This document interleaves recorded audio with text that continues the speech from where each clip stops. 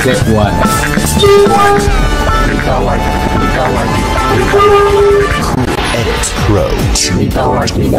Sounds beyond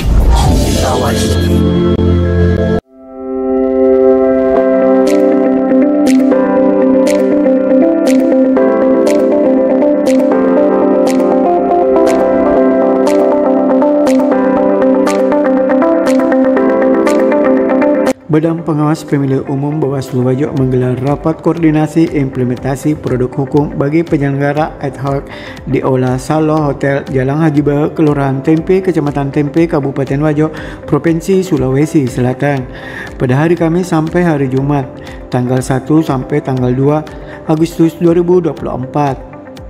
Dalam kegiatan ini dihadiri sejumlah panitia pengawas pemilihan umum Panwaslu Kecamatan dan Panwaslu Kelurahan Desa, PKD dan setiap kecamatan di Kabupaten Wajo.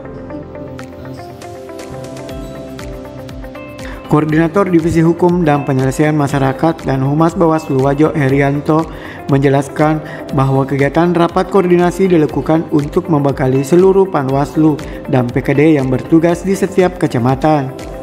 Pada prinsipnya, kegiatan ini bertujuan untuk membekali teman-teman pengawas di bawah jajaran khusus di Panwaslu Kecamatan dan PKD sekaitan dengan kerja-kerja pengawas. Besar harapan kegiatan pengawas yang dilakukan oleh teman-teman pengawas di tingkat Panwaslu dan PKD itu supaya semua berbasis hukum. Koordinator Divisi Hukum Penyelesaian Sengketa Bawaslu Kabupaten Wajo, Warisa, juga mengingatkan kepada para Panwaslu dan PKD agar menjaga integritas sebagai pengawas pilkada yang akan diselenggarakan nantinya.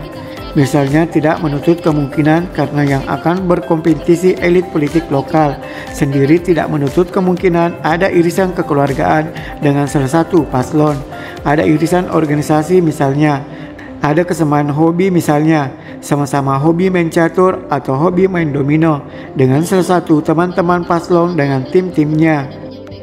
Untuk diketahui, jadwal Pilkada Wajo akan dilaksanakan pada tanggal 27 November 2024 untuk memilih Bupati Wajo dengan masa jabatan periode 2025-2030.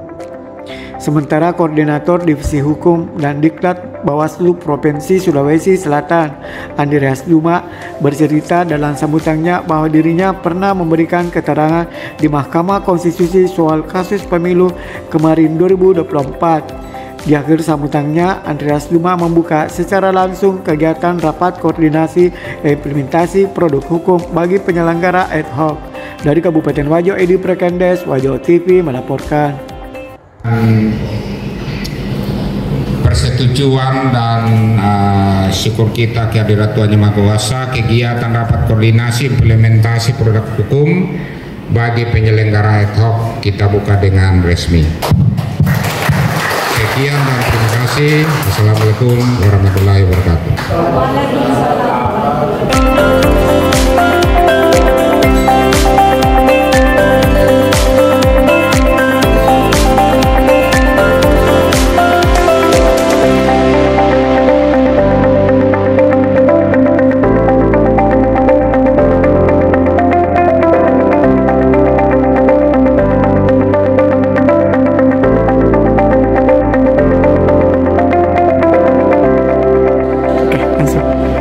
Bismillahirrahmanirrahim. Assalamualaikum warahmatullahi wabarakatuh.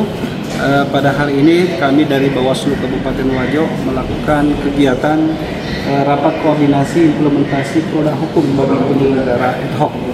Pada prinsipnya kegiatan ini bertujuan untuk membekali teman-teman pengawas kami di bawah di jajaran ad hoc khususnya di Panwaslu Kecamatan dan PKD sekaitan dengan kerja-kerja pengawasan.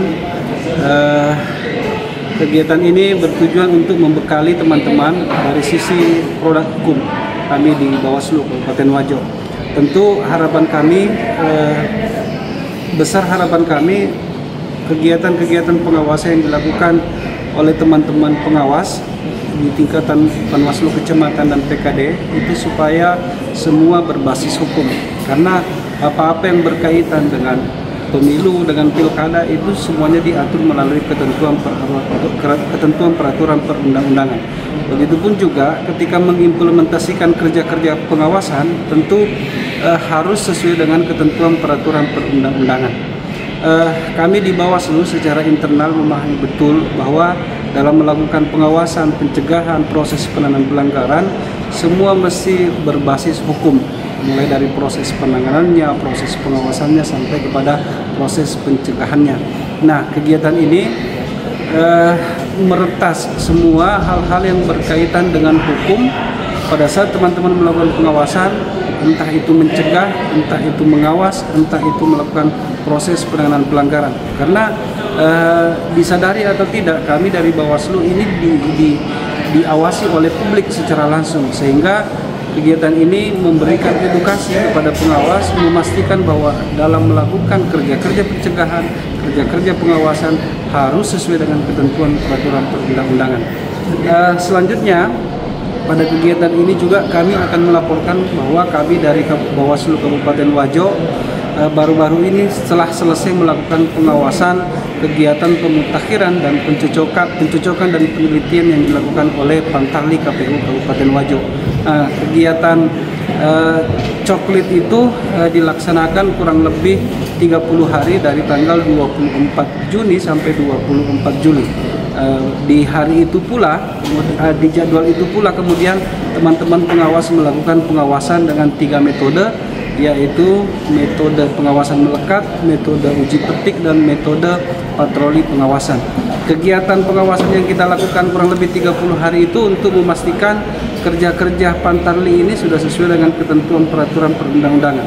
Prinsip dasar penyusunan daftar pemilih itu adalah memastikan pemilih yang seharusnya MS itu supaya diakomodir masuk menjadi pemilih yang kategorinya TMS itu sebisa mungkin dilakukan pen-TMS-an oleh teman-teman Pantarli, karena memang domainnya untuk men-TMS-kan dan mem-MS-kan pemilih itu adanya di KPU Kabupaten Wajo. Kami dari Bawaslu hanya ingin memastikan dari sisi prosedur Pantarli PPS sudah bekerja sesuai dengan ketentuan peraturan perundang-undangan.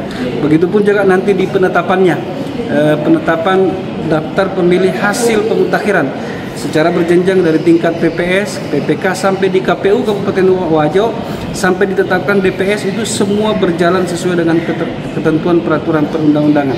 30 hari ini dari tanggal 24 Juni ke 24 Juli pengawas kita sudah melakukan pengawasan secara melekat, uji petik, kemudian melakukan patroli pengawasan. Itu ditemukan kurang lebih 90 dugaan pelanggaran prosedur yang dilakukan oleh Pantarli. Tapi pada prinsipnya kami di Bawaslu melakukan kerja-kerja pengawasan ini mengedepankan pencegahan sesuai dengan otoritas dan kewenangan kami. Kami menyampaikan saran perbaikan kepada KPU, PPK, PPS, dan Pantarli supaya prosedur pelaksanaan coklit itu sesuai dengan ketentuan peraturan perundang-undangan. Kami sudah merekap kurang lebih 90 saran perbaikan yang telah disampaikan oleh pengawas kita dari 14 kecamatan. Itu mengindikasikan bahwa kerja-kerja pencegahan itu efektif. Artinya apa? Ketika tidak disampaikan saran perbaikan, baik itu lisan maupun tertulis, maka 90 kasus ini berpotensi menjadi pelanggaran di pemilihan tahun 2024. Terima kasih. Assalamualaikum warahmatullahi wabarakatuh.